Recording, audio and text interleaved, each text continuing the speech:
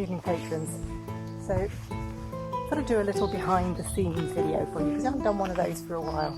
As a lot of you will know from my Instagram and Facebook feeds, I do a lot of walks to walk out the stories, and this evening I'm out. It doesn't matter what the weather's like, I still go out. I actually quite like the rain, it's quite nice. It has a rhythm to it, which is what I'll get to in just a minute. So I'm walking out stories this evening for the weekend. I'm rehearsing stories. And I'm going to be telling 4 stories for a night in the Iron Age. I'm going to be taking one from each element. So I'll be doing, for Earth, I'll be doing the Green Women of the Hill, and for the water, I'll be doing Why the Sea is Salt. I know you all enjoyed that one. And I'll be doing for fire, Cadadrin's Cauldron, one of my favourite shape-shifting tales to tell.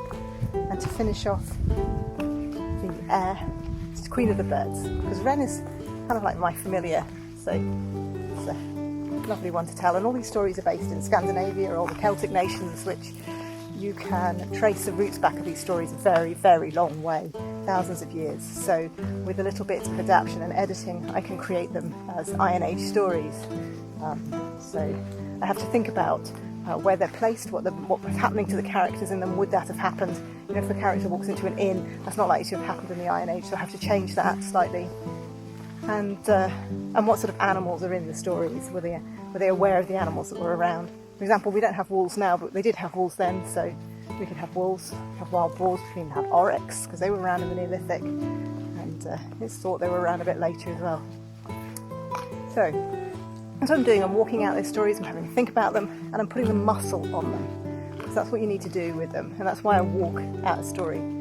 There are 9 points in every story you can normally find, anyway. Not always, but the majority of the time. There's 3 points for the beginning, 3 points for the middle, and 3 points for the end.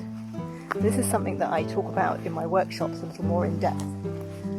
So you're getting a little bit of a sneak preview at the workshops as well. So 3 points for the beginning, 3 points for the middle, 3 points for the end. These are your bones, this is the structure of your story. If you can walk these out and find them, then you've found the rhythm of your story. And then you can start to put the muscle on, you can start to craft that story, you can start to make it your own. And then you start to get a performance. And you really make that story your own. It sings to you and it lives in your soul. And then you can remember it. So that's what I do with these stories. And that's what I'm doing now. So at the moment I'm walking down a road which isn't actually used that often. It is reasonably busy. And I thought I'd show you the woodland that's here because it's just utterly beautiful.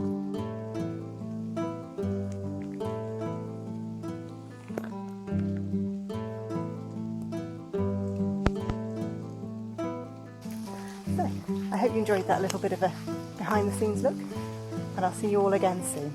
Toodle pip.